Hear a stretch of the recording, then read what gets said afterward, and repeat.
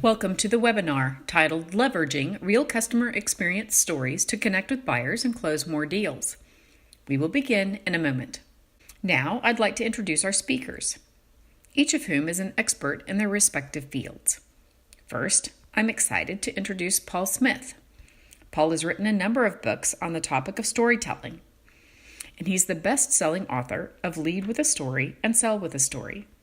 He spent his professional career working as a consultant at Accenture and more than 20 years at Procter & Gamble, where he was the Director of Consumer and Communications Research. His work has been featured in the Wall Street Journal, Fast Company, Inc. magazine, Time, Forbes, and Success magazine, among others. In addition to being a well-respected author, Paul is also a popular keynote speaker and trainer in the field of leadership and communications. Also, Paul has earned an MBA from the Wharton School at the University of Pennsylvania. Paul, we're glad that you've joined today. Our other speaker today is Jim O'Gara, the CEO and founder of Story Dimensions, an innovative sales enablement technology company.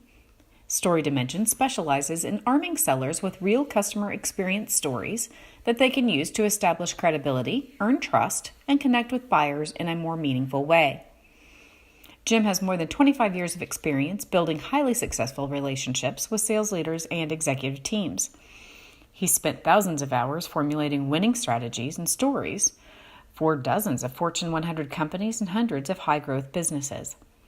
Jim's expertise spans go-to-market strategies, voice of consumer research, messaging, positioning, and storytelling.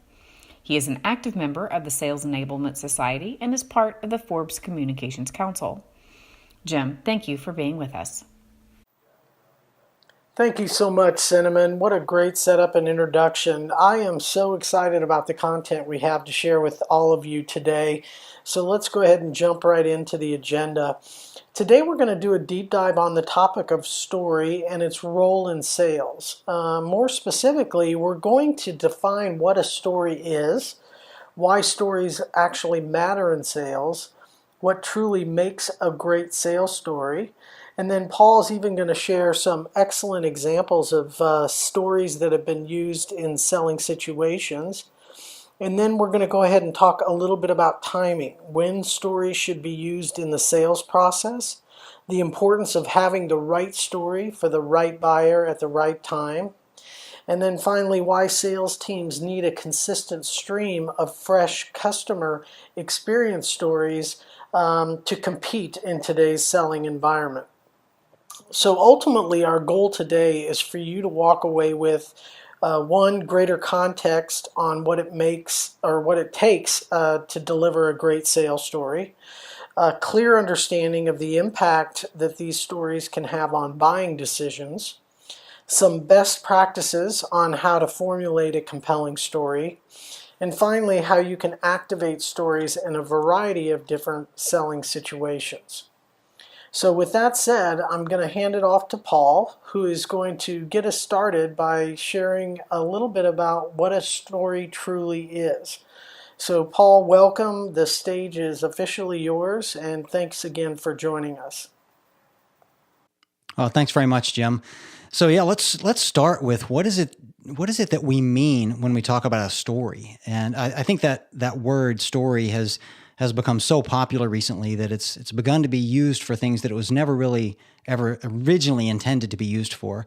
So for example, when we talk about a sales story, we're not talking about a sales pitch. You know, a sales pitch might be as simple as, you know, there are 3 reasons why you should buy my product. And I could give you 3 really compelling reasons, and it might even compel you to buy what I'm selling. And so it could be a very successful sales pitch, but that wouldn't make it a story. It would just make it an effective sales pitch. And we're also not talking about testimonials. You know, a testimonial could be as simple as, hey, I tried that product and it was great. And you can use great testimonials as part of your selling process, but that doesn't make them stories either. Those are just testimonials. They're just a statement. So a great sales pitch essentially is a list of reasons why you should buy something, and a testimonial is essentially a statement. That's not what we're talking about here. We're talking about real stories. And a story is simply a narrative about something that happened to someone. And so you can recognize the attributes of a story, or the attributes of a story will help you recognize when it is that you're experiencing a story. So there are 6 things that you should recognize. A story has a time, a place, a main character. That main character has a goal. There's usually an obstacle or a villain or something getting in the way, a barrier to that main character accomplishing their goal. And there are events that transpire along the way that hopefully resolve themselves nicely in the end with either a success or a failure. But that's what a story is. If the thing that you're listening to has those attributes, it's a story. It's not a list or a statement. So I'll give you one of my favorite examples just to help you understand what I mean by a story, and in particular a sales story. And this one comes from a gentleman by the name of Kevin Moulton. And Kevin works for a company that makes internet and financial security protocol systems, which is an absolute mouthful. But what it means is basically that when you're trying to get money out of an ATM or buy something online, these are the people that help make sure that nobody steals your money or takes your credit card information. All right, so they design the software that protects those transactions. And so he calls on banks. He's a salesperson. He calls on banks to sell them his company's software. And he, of course, has his list of 5 or 6 reasons why they should buy his product, and eventually he gets to that.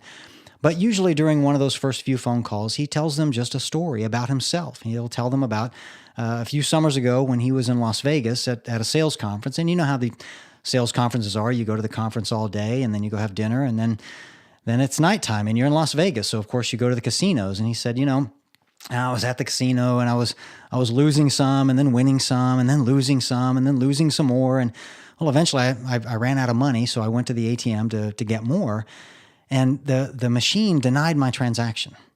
And I thought maybe I just put in the wrong number. So I tried again, same thing, transaction denied. Even tried a different machine, transaction denied. And he said, I know what's going on. I live in New Jersey. All of a sudden, here I am in Las Vegas, Nevada. It's the middle of the night, and I'm trying to get a ridiculous amount of money out of an ATM machine. Okay, my bank thinks somebody stole my card, and I get that. And in fact, I'm glad my bank's looking out for me that way. But what he tells the buyer, the prospect, is what bothered him was what they did about it. He said they called my wife in the middle of the night at 4 a.m. in New Jersey, right? And can you imagine what that side of the conversation must have sounded like? Oh, my gosh, Mrs. Moulton, sorry to wake you up at 4 o'clock in the morning, but your husband's trying to get a boatload of cash out of a machine in a casino in Las Vegas. Do you approve of this transaction? He said, can you imagine how livid she was at them for waking her up, and how mad I was at them for bothering her, and how mad she was at me that I was even doing all that stuff. And he said it was just a lose-lose situation for everybody. And of course, they didn't stay my credit card company for very long after that. Now, of course, when he's in that meeting, he's got all of his data, and he could simply tell them, well, our research shows that 37.5% of your customers are slightly to moderately dissatisfied with their transaction at your bank, or whatever. And it's important to have those kind of statistics. But the story that he tells them does a far better job of helping them understand on a human level what a difference, having the right security protocol systems would make. He said, if my bank had been using my company's software, they would have never called my wife in the middle of the night. They would have called my cell phone number, or they would have asked me a couple of, questions that only I would know the answer to so that I could get past the security protocols, or something smart that doesn't involve bothering the customer's family at home in the middle of the night. So anyway, the point of sharing that is just to let you know that's the kind of story that we're talking about, a real story about something that really happened to a real human being that can be used in the service of selling a product or a service, okay? So that's what it is. Now, why does storytelling matter? Well, there's probably dozens of reasons, but here are my top 7. First of all, stories help buyers relax and just listen. It's like that magical thing that happens like when you're in high school or college, and the teacher stops, they're feverishly writing formulas on the board, and you're feverishly writing them down in your notebook. And then all of a sudden they stop and they turn around and they just give you a real world example of what it is that they're talking about, or tell a story about themselves or an anecdote or something. And at that moment, what do the students do? They put their pencils down, they lean back in their chairs, and they just listen.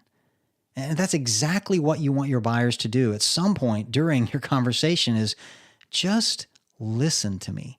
Stop trying so desperately to critically analyze everything that I'm saying and looking for the problems in it, and just listen to me and hear me out for a few minutes. And stories have the ability to do that with people. Secondly, stories are a wonderful tool to build relationships. You don't have years to develop, these great relationships with prospects. You need to develop that very quickly so that they can relate to you as a human being. And stories are really the shortest distance between being a stranger and a friend. A single personal story about you really makes you so familiar and makes you a friend, really, as opposed to a complete stranger. And it can do it very quickly. Whereas reading them your resume, of course, would just never do that. All right, third, stories literally aid in decision-making in ways that facts and logic and data do not. And there have been a number of studies that show this, that human beings really tend to make subconscious, emotional, sometimes irrational decisions in one place in their brain, and then they logically and rationally justify those reasons, that decision, somewhere else in their brain a few nanoseconds later. It turns out that's how human beings actually make decisions. And logic and rational thought and sales pitches, quite frankly, only speak to half of the brain. If you want to speak to that other subconscious emotional half where the decisions are really being made, you need to be telling stories. So stories are uniquely able to tap into and to speak to that part of the brain, the emotional subconscious processing. And fourth, stories can literally increase the value of the product you're selling. And they do that because people are no longer just buying your product. They're buying the story that comes along with it. A set of facts won't add value like that, but a story really can. All right, fifth, stories are much more memorable, and there have been a number of studies that prove this as well, and they all conclude that stories make facts somewhere between 6 and 22 times more likely to be remembered if they're embedded in a story than if they're just given to people in a list. But you don't have to believe any of the studies, because I can prove it to you right now, and that is that all of you sitting there right now listening to this know that by this time tomorrow, none of you are going to remember this list of 7 things, right? And it's okay. I'm not going to be insulted. I've given this lecture hundreds of times, and every time I have to look at the slides myself to remember the list, because it's just a list of 7 things.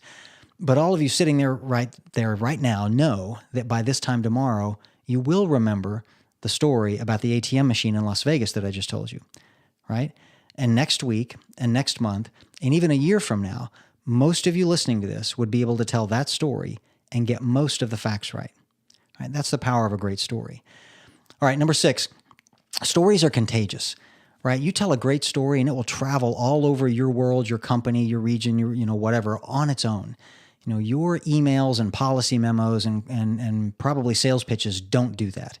But stories have a way of traveling by word of mouth because people just enjoy telling stories. They hear a good story, they're going to tell somebody else that story. And then lastly, stories inspire, right? Slides don't. I mean, when's the last time you heard somebody say, "Wow, you'll never believe the PowerPoint presentation I just saw," right? Nobody says that, right? But they do say that about a good story. And I think those are the kind of attributes that you want the words coming out of your mouth to have. And if the words coming out of your mouth are in the form of a story, you're much more likely to have these things happen. All right. So now let's get to what is it that makes a great sales story, or really just any story. Let's start with that. What is it that makes a story great? And I would argue that no matter what kind of story you're talking about, whether it's a novel you're reading or a movie you're watching or a sales story, the answer is 3 things. It's a hero we care about, a villain we're afraid of, and an epic battle between them. And, you can imagine like Star Wars. You've got the hero, the Luke Skywalker, and the Darth Vader villain, and the battle between them. And but I'll admit that sounds rather Hollywood. So let me translate that into business language. So the hero you care about really just becomes a relatable main character, a main character that your audience can relate to and see themselves in. The villain we're afraid of just becomes a relevant challenge. It doesn't even have to be a human that's the villain. It could be the mountain you're trying to climb, or the business challenge you're confronting, or the competitor you're dealing with, or whatever. But it just needs to be a challenge that your audience is likely to find themselves facing in the future. That will make it a relevant story for them. And then the epic battle between them is really just an honest struggle. Like your audience literally needs to see and hear and feel that there is a struggle going on between the hero and the villain. You can't just skip that part and get to the end of the story. Otherwise, it's really not a story. And then the last thing, since these are business stories or sales stories, I have to add one element, and that is a worthy lesson at the end. And the reason is because we're not just doing this to entertain people, right? If it's a movie, it's just for entertainment. But business stories and sales stories in particular have an objective. They need to have a lesson and an action, recommended at the end, or it's really not going to be very useful. So I'd have to add that to the end. But this is what you're looking for when you're trying to decide which story do I tell, or what kind of stories would be useful, or what kind of stories would be engaging to my audience. These are the criteria you're looking for. You're looking for a relatable main character facing a relevant challenge, who experiences an honest struggle, at the end of which teaches a worthy lesson. That's what you're looking for. Okay, now let me get into a few of the dimensions of storytelling, and the two or three that we'll cover today. The first one is the structure. What is the structure of a story? And stories do have a structure, and there's all kinds of different story structures you can study, but the simplest one would really look like this. It's four things. It's the context, challenge, conflict, and resolution, right, that you see on the left side of the screen there. Now, people need a way to get into their storytelling with a hook, and they need a way to, once they're done with the storytelling, to drive the lesson home and drive some action. So you see that at the end. But what I found is it's probably easier, instead of trying to think of and memorize the parts of a story, to just remember the questions that your story needs to answer.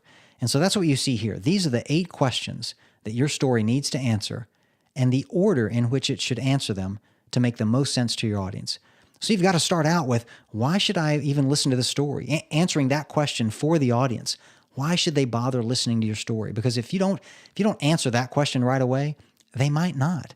They might mentally, physically, or emotionally walk away from your story.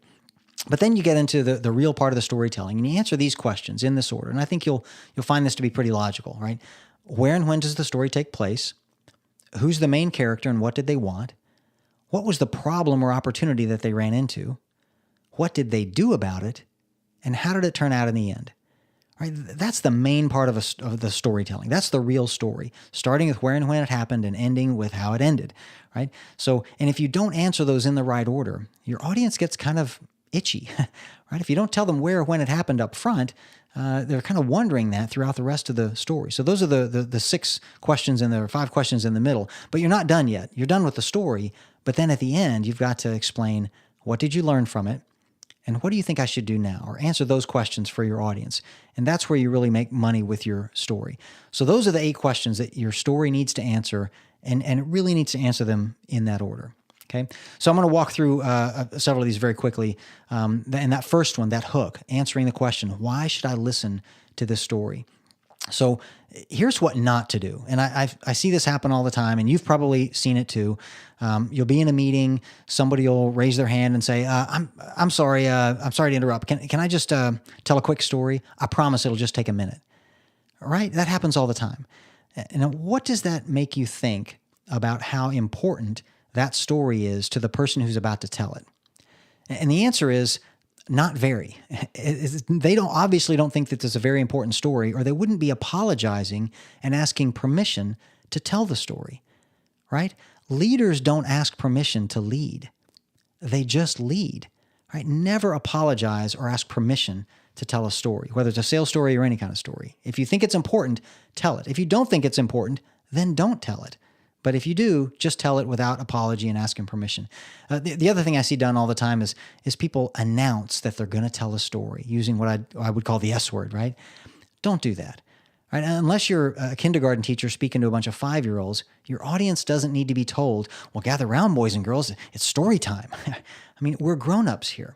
Right? Just start telling the story. Otherwise, when you use the story word, sometimes it really just turns people off. They think that you're about to tell them some long, boring, irrelevant story, and that's not what you want to set them up, their expectations. Just start telling the story.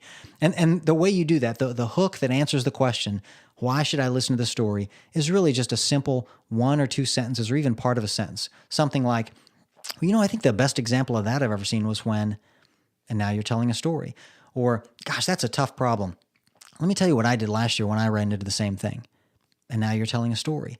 That one phrase just lets the audience know, if I listen to this person for the next 2 minutes, they're going to tell me something that's really important to me that I'm curious about right now. And that's what you want them to do. All right. So then now you're into the official storytelling. You're into the context, and that's where you answer these questions. Where and when did it happen? And who's the main character and what did they want? I already talked about how you want the main character to be relatable and you want that lesson to be a worthy lesson for them. But the where and the when delivers something interesting as well. It's what makes your story credible, right? If I never tell you where and when a story happened, you might not know, is this a true story or is this something you made up? But if you tell your audience exactly where and when it happened, then they know, okay, this is a real story. This person has got their facts in order without you having to tell them, now this is a true story. So each of these questions is important to answer. It serves a particular role in the storytelling. All right, let's move on to the next part, the challenge, right? This is the problem or the opportunity that the main character ran into. And sometimes it's called the catalyst or the complication in a story. And that's because it's essentially the monkey wrench that gets thrown into business as usual, and it forever changes the direction that the story takes, right? If you didn't have this, your story would basically be nothing more than, well, I went to work and did some stuff and came home, right? The end. Nothing interesting happened. But if you go to work one day and the building's on fire, or your computer crashed, or you forgot the big meeting with your boss, well, now something interesting is going to happen, right? That this catalyst is the challenge or the problem that your hero runs into that really makes the rest of the interesting things happen in the story. Okay, all right. Next, the conflict. Okay, this answers the question: what did the hero do about the problem? Right. So this is literally where the hero does battle with the villain. This is absolutely the heart and the soul of storytelling. If you skip this, you're really not doing storytelling anymore. Now you've turned the story into a case study or an anecdote or something. But this is where real storytelling happens. It's that battle, the struggle, the conflict between the hero and the villain. And it can't be too easy. You can't just either, well, let me just cut to the chase and tell you what happened at the end. Your audience needs to see the ups and downs along the way. It doesn't have to be long, but they need to see some amount of struggle. And that struggle, by the way, could be internal. It could be the main character's own internal mental battle with what to do about a tough decision, right? But your audience needs to see that. All right. Now you're at the end of the story, the resolution. This is where you explain how everything turned out for all the characters, right? Did the hero win or lose? Did the plan work? How were things forever changed as a result of the ordeal in the story?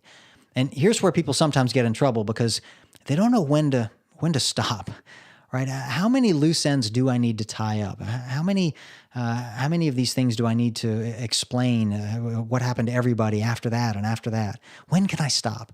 And the answer is, you can stop telling the story when your audience knows how to feel about what happened. Not when they know what to think about what happened, because you're going to cover that next in the lesson and the recommended action. But you can actually stop with the storytelling when your audience knows how to emotionally feel about what happened. Once they know enough information to know, oh, this is a happy ending, this is a sad ending, this is confusing, this makes me angry. Once they know how to emote about the story, you can stop there. No more details are needed. You can skip now to the making sense of the story and the lesson and the recommended action. Okay? All right. So to kind of recap that ending then, so once you've told the story, you've finished the resolution of the story itself, there are 3 things that you can and should do at the end. And the most important one is just listen, right? You've just told a story and you're in the middle of a conversation with somebody. It's required that you let the other person talk at some point, right? This is the time to do it. Once you've told the story, just give the story a chance to work and do what it does. All right. If your audience, if you told a good story, if you picked a good story and you told it well, your audience will learn the lesson that you wanted them to learn anyway, and they will go do the action that you wanted them to do. In fact, that's one of the main benefits of storytelling is that it can teach people a lesson and compel them to action without you just bossing them around or telling them what to do or what to think. So here's where you get to pause and find out if it was successful. And if it was, you're finished. You don't have to say anything else.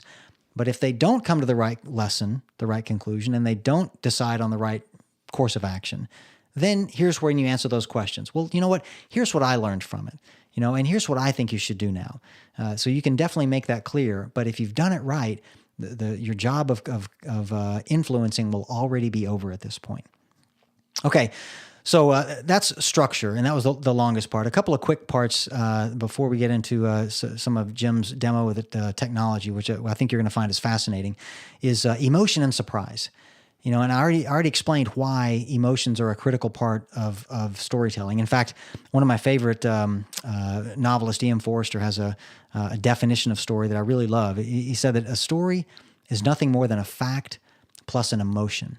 And he gave a brilliantly simple example of that. He said, if I were to tell you the king died and then the queen died, well, that's not a story. Right? It's just a fact or two facts. But if I were to tell you the king died and then the queen died of grief, now that's a story. And why is that a story? It's a story because all of a sudden, because of those two words of grief, you can immediately imagine what must have happened in the story. Oh my gosh, the queen must have so loved the king that when he died, she stopped eating and so she withered away, or maybe she was so distraught that she took her own life. Right? All of those stories come to mind just because of the last two words of grief. The emotion turns the fact into a story. So if you want a real story, there's got to be some kind of emotion in it. Otherwise, it's just a case study. All right? Now, if you don't think there's emotion in your story, there are some techniques to help you create them or at least bring them out in a normal story. And I'll just mention a few of them real quickly here. First of all, dialogue, right?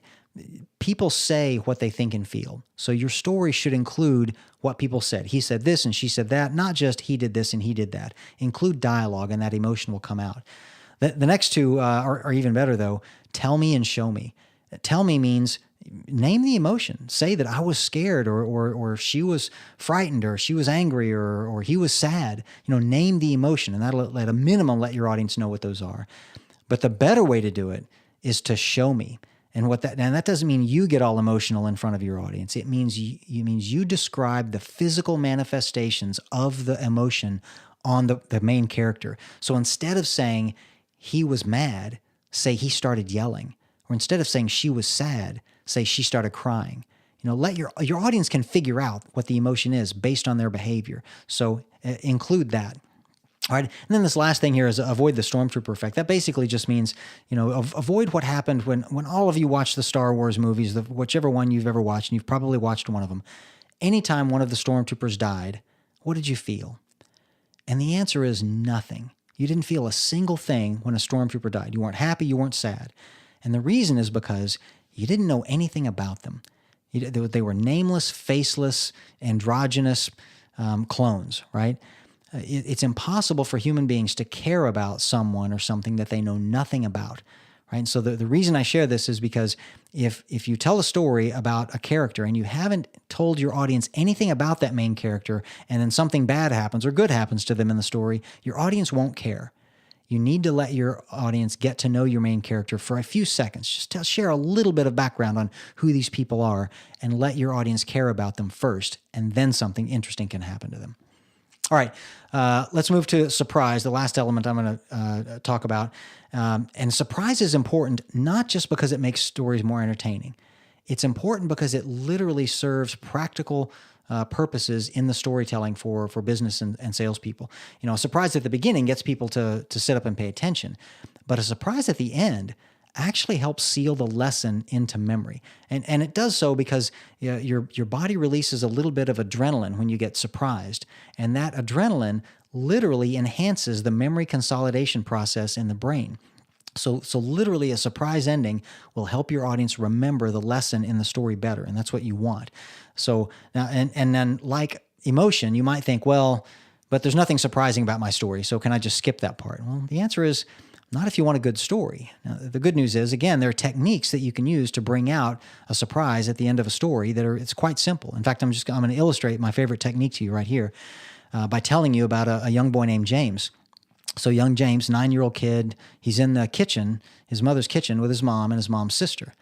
So while Mom and Auntie are sitting at the table having a cup of tea, James is watching the tea kettle boil, and he's just fascinated with it, right? He's watching the steam come out the top, and he's holding up a spoon and watching the steam condense onto the spoon, and little drops of water coming down and dripping into a cup, and he's watching that cycle go over and over and over again. He's just fascinated by it. Well, eventually his mother just barks at him. She's like, James, like, go read a book or do your homework or go ride your bike or something. Like, aren't you ashamed of yourself just wasting your time like this? Well, fortunately, young James was undaunted by his mother's admonition, because 20 years later, at the age of 29, and in the year 1765, James Watt reinvented the steam engine, ushering in the Industrial Revolution, of course, that we all benefit from today, and all based on a fascination with steam that he developed at the age of 9 in his mother's kitchen. All right. Now, the first time I heard that story, I read it in a book. And the title of the book was James Watt, right? It was a biography about the inventor of the steam engine. So it was no surprise to me that the story in chapter 1 about young 9-year-old James was about James Watt. But to you listening to this, unless you're a history buff, it was a surprise ending, which made it a more interesting and memorable story. And the way it became a surprise ending is simply because I changed one thing about the story. I didn't tell you his last name until the end of the story. I took one vital piece of information, his last name, from the beginning of the story, and I didn't give it to you until the end. Presto, surprise ending. Right? It's that simple. You can do it with almost any story. All right. When do you need to tell stories? Right. So I've done research with literally hundreds and hundreds of leaders, executives, salespeople, marketers at hundreds of companies in 25 countries around the world. And with the salespeople in particular, I'm looking for where are they telling stories throughout the entire sales process? And what I found was that it's basically everywhere. Anywhere from introducing yourself to building rapport to the main sales pitch to handling objections to closing the sale, even managing customer relationships after the sale. All right. Our great salespeople are telling stories in all of those places. And in 19 of 25 specific types of stories that I found, by the way, where salespeople are telling stories, in 19 of those 25 places, the stories are customer stories. They're stories about prospects or actual customers that they have or had in the past. Okay, so customer stories are going to be a phenomenal place for you to find fodder for the stories that you're going to tell. All right.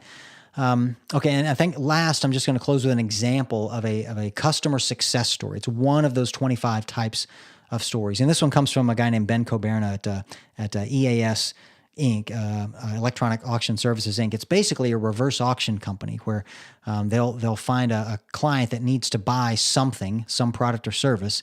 They'll go find a half a dozen companies that sell that kind of product or service and basically start a Dutch auction to get them to be the lowest bidder will get the contract. Well, one of his clients at one point was a city, a municipality in the state of Florida, and they were paying $250,000 a year to a company to remove the sludge from one of their wastewater treatment plants. So $250,000 a year. They thought we'd like to save money on this contract. So they hired Ben's company to do one of these reverse auctions.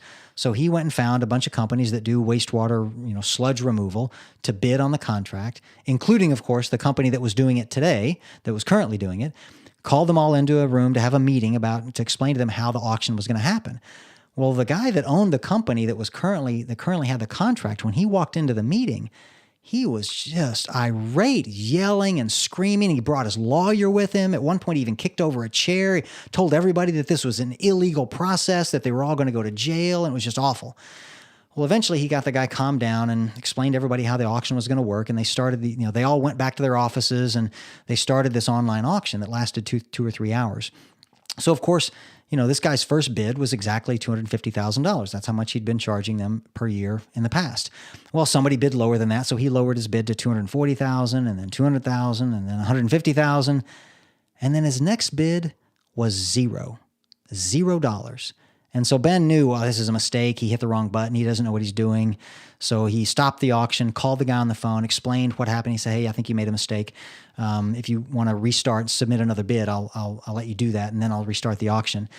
And the guy said, "No, that wasn't a mistake. I did that on purpose." And he said, "What are you talking about? You're not going to do this for free, are you?" And he said, "Yeah, the truth is I've been selling that sludge to local farmers for years for fertilizer. I make a lot of money off that, so I'll just come pick it up for free." And that's what they've been doing ever since. And so this is a story that Ben tells to help his clients or his prospects know, look, we can save you a lot of money. And sometimes it's surprising how much money we can save you. And yes, your current suppliers may get upset, but guess what? They're going to get mad and yell at me, not you. That's part of what you're paying for. So there's, again, an example of a fabulously successful customer story that you might want to, not for you, but for him. You need a story of your own. All right, Jim, I think that's my topics. Over to you. Wow. Yeah, thanks, Paul. What a great story. I think you did an incredible job, sharing your insights and expertise and really painting a picture for our attendees, a picture to explain just how powerful stories can be in sales. I really like the slide where you outlined the 25 stories every salesperson should be prepared to share. And I'm glad you pointed out that 19 of the 25 have one thing in common, and that is they're anchored in a customer experience, a real customer experience. So in sales, the most effective type of story is a story about a customer. Why? It's pretty simple, because buyers want to hear about their peers, the challenges their peers face, what they've accomplished, their overall experience with a company, a product, or a service. Ultimately, these real customer experience stories that are delivered in an authentic and engaging way can make a material difference in the conversations that you're having with buyers. And I really like this quote from John Kerr. It really illustrates that. It comes from John, who was a guy that sat in the buyer's chair for over a decade. And as a buyer in the IT space, John valued customer stories because they helped him picture what could be. They helped him better understand how he could get from point A to point B with a vendor's help. Customer stories also help John connect with salespeople in more relevant and meaningful ways. In fact, today, John actually consults with salespeople on how to engage with buyers and leverage customer stories to establish credibility and trust. So, stories matter to buyers. And in fact, research shows that real customer stories and evidence can actually improve sales results. How? Well, it's pretty straightforward, by reducing sales cycles and increasing conversion rates. And this is happening because the conversations between buyers and sellers that are more efficient and effective, they actually can help deliver better sales results, because when those stories are rooted in real customer experiences, they matter to the buyers you're in front of. So the reality is, though, not just any story will do. It must be relevant to the stakeholder that you're actually engaging with in the sales process. Imagine that. And in the B2B buying process, this is becoming more and more challenging. Well, why is that? Well, according to CEB, we've all probably seen this statistic, but the typical sales process has grown from 5 to almost 7 independent buyers in the sales process in recent years. Each of these buyers have different points of view, different pain points, objectives, and aspirations. So what does all that mean? Well, it means having a single one-dimensional story about how your company helped another company probably will only get you so far in the sales process. You need stories that actually connect with individual buyers on a human-to-human level. You need a story that connects with, say, Sue in finance, and another story for Bob in IT, and one for Darren in the customer service department, and really any other individuals that you're going to encounter in the sales process. So, as we said, you need stories that are relevant to specific buyers, and that's why story selection is so important. And I really love this quote from Paul in his book, Sell with a Story. It explains why having the right story is so critical, and how sharing an irrelevant story can actually backfire on you, hurting your chances of earning credibility and trust with that buyer, not helping you. So with that said, I'd like to point some pretty scary statistics out to you all. It appears that having irrelevant stories, content, and conversations is actually somewhat pervasive in sales today. According to Forrester and Gartner, the perception from executive buyers is that B2B salespeople can't relate to their roles, don't have relevant examples to share, focus too much on product, and can't communicate value. Kind of scary. This has created a buyer-seller disconnect. Now, the good news is this disconnect can easily be overcome if sellers would share more relevant customer experience stories with their buyers. So what makes a story relevant to a buyer? Well, Paul touched on several of these things earlier, but the bottom line is you have to connect with these buyers in meaningful ways that matter to them. Your story needs to align with one or more of these dimensions. The story must speak to their industry and or business, their specific role or responsibilities, the challenges that they are faced with, the solution they envision that they need, and their vision of what value looks like. Now, keep in mind, each of these are different for the 7 or more stakeholders that you're going to have to interact with and engage with in the sales process. And that's what makes this somewhat challenging. So this is very, very interesting. We just talked about the buyers involved and how that pertains to a relevant story. What I need you to be thinking about is just how many customer experience stories you really need. So think about this for a minute. In addition to the different buyer roles you will encounter, your customer stories also must be relevant in other ways. For instance, the story must be about a product or service that the prospect is actually interested in. Maybe their geographic region plays a role in relevance, their industry, the customer segment, or the type of customer that they are. These dimensions will vary from one company to another, but what remains the same is that you need stories that can touch on each of these dimensions. So the takeaway for all of you listening today is really this. I need you to think about your sales team, your buyers that are involved in the sales process, the diversity of your customer base, and the breadth and depth of your solutions portfolio. Those are all the dynamics at play that kind of play a role in the formula of how many stories you need to really arm your salespeople to have relevant conversations in the wide range of selling situations that they're in every day. And this slide is just an example of that. The bottom line is the answer is probably more stories than you think. So that's why it's so important that you rethink how you arm your salespeople with these stories. The days of thinking 3, 4 case studies and maybe some testimonial videos will do the trick are over. To compete in the B2B sales arena, your salespeople need a consistent stream of fresh, relevant customer experience stories they can share with multiple buyers at different stages of the sales cycle. Now, for this to happen, sales and marketing leaders that are online with us today, it's going to require a different approach when it comes to the customer story discovery process. Forget the one-off ad hoc approach to securing a customer case study. You've got to flip the switch and really start to deploy an always-on story discovery process. One that is continuously mining your customer base for insights, experiences, and stories.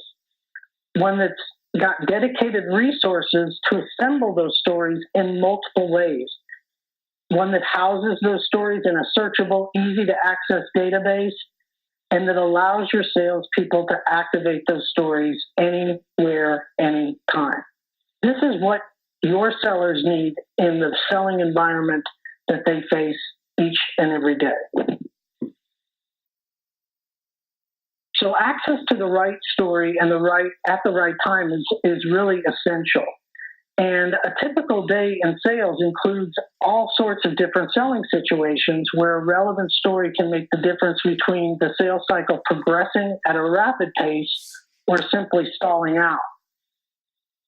So, for instance, this slide will give you just 4 examples of different selling situations your reps are in each and every day, and how having rapid access to the right story can make all the difference in the world. From an initial phone call to a lunch meeting to formal presentations, email correspondence, the right story can make all the difference in the world. So the message here is, if your salespeople have to work for it, they will never use it. It being access to a relevant story. Salespeople are already spending way too much time looking for relevant content. You have to make it easy for them to access and activate customer stories in the sales process if you want them to positively impact results. So it's important to note that salespeople need something else. They not only need access to a relevant story, but they need the context and insights around that story to feel comfortable and confident sharing it. This is a great quote I picked up on a phone call the other day with a seasoned sales executive. He said he won't share customer experiences that he does not have a deep understanding of. Why? Because without an adequate backstory on the relationship and that customer's business, sharing the story could actually backfire and hurt him versus help him. So that's why it's critical that you not only provide sellers with the story, but also the facts and insights they need to speak intelligently about that customer, your relationship with that customer, and their business. And this slide just touches on a few things that every salesperson needs to know before sharing a customer story. They want to know, what's the takeaway from the story, because I need to know, is it relevant? I need to know if this customer's business is relevant to my prospect or my sales opportunity. What is our relationship with this customer? If I'm going to speak about them, I need an understanding of the history and who we're working with and what their roles are. These are all critical components to really arming your salespeople to be really good storytellers. So we talked a lot about the importance of capturing a consistent stream of relevant stories and providing sellers with context and insight. But where the rubber really meets the road is having these stories and insights packaged in formats that are easy for sales reps to digest and deliver in the sales process. Earlier, Paul mentioned it, and I think I mentioned it as well. We touched on the limitations of case studies. A case study is not a story, okay? But many times companies equate a case study to a story. And this slide highlights why they just don't cut it when it comes to storytelling and selling situations. Case studies are limited from a form factor, usability, and real-world application perspective. They are written from a company-to-company point of view. For example, this case study is about what Xerox did for Microsoft. So case studies are not human-to-human stories, and they surely aren't easy to digest and deliver, and they lack true emotional connection on a buyer level. If you really want to prepare your salespeople to share real customer stories, those stories need to be multidimensional and they need to be flexible. They need to be constructed with the selling situation, the stage of the sales cycle, and buyer commitment in mind. What does this mean? Well, it means they need to be packaged in flexible ways. You know, sellers need stories that can be delivered in seconds, in minutes, and in longer selling situations. They need stories they can share in conversations, through digital communication and face-to-face environments. So all this is adding up to, I'd ask all of you to leave the webinar today kind of by throwing out the old school mental picture of what a customer story looks like and transform the way you are really arming stories they can actually use throughout the sales cycle. I think it's important to remember also stories are most effective when salespeople share them in their own words. Not every story needs to be professionally produced and delivered. And I love this quote from our friend John again, we talked about him earlier. It really captures why sellers need to bring authentic stories to life in their conversations and written correspondence with buyers. And there are so many ways they can do that the story isn't being delivered in some polished branded package, but more through their own words. What salespeople really need is flexible, easy to digest and deliver storytelling content, not formal scripts. They need real customer insights combined with authentic storytelling source material that they can shape into a story that they can deliver efficiently and effectively to engage buyers. So how can you make all of this happen? How can you provide your salespeople with the relevant stories, flexible content, and insights that they need to engage with specific buyers in the sales process? Well, one way is through Story Dimension's sales enablement solution. This solution has been specifically designed to capture a consistent stream of real stories about your existing customers and their experiences with your company. Once stories have been captured, we make them available to your sales team via our sales enablement application. This cloud-based application can be used on any web-enabled smartphone, tablet, or computer, and it provides your salespeople with rapid access to relevant customer insights and stories that they can share with specific buyers in the sales process. If you would like more information about how this software as a service solution can help you, you can request a demonstration via the link that will be shared later in this webinar. So if you want to change how your salespeople activate stories and deliver more effective sales results, there's 4 things that you need to do. You need to surface relevant buyer-level stories that are authentic peer-to-peer stories and rooted in the voice of the customer. Next, you need to make those stories rapidly accessible based on specific selling situations your salespeople find themselves in. Third, don't forget the critical nature of context and insights to really arm your salespeople to be great storytellers. And then fourth, give them the flexible, easy to digest and deliver story content that they need to deliver in multiple ways. So we've covered a ton today, and at the very beginning of our program, we did ask if any of you had any questions, you could share them with us. Paul, I'm going to hand it over to you to see what questions we might have a few minutes to answer. Yeah, so Jim, there's one from Mike Locke asking, can I tie my AI chatbot live customer responses to these stories? That sounds like a question for you. I think I want to take that offline. It kind of falls in line with just the general integration questions of how can we actually integrate and source customer insights, experiences, and feedback and feed them into this application.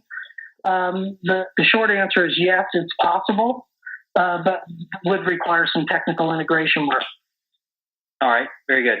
So I'll go to one that we got in beforehand, which is what are some effective ways to capture these real customer stories? I can give you my answer real quickly, and you can talk to how your system captures them. I know an offline way to do it is start with just having a wish list. Have a list of what are the stories that you want and need to have, and share that list with people. You'd be amazed, how many people are willing to share stories with you if they know what kind of stories you're looking for. But you can also use techniques like have a monthly story circle where people just get together for no other purpose than just to share stories with each other, or I have clients who hold contests for the best story about this or about that or about something else, and the winner gets some kind of a prize. But what the company gets are lots of stories out of that. How would you respond to that question, Jim? Well, we're really kind of re-engineering the way that companies have traditionally gone after stories and really storytelling content. In the past, the old school way was, look, let's reach out to sales. Let's have them reach out to their customers, see if any are willing to be to do a case study or a success story. Our discovery engine is actually rooted in a continuous process where we're securing insights, feedback, and experience, data, if you will, directly from your customers, almost as a voice of the customer initiative.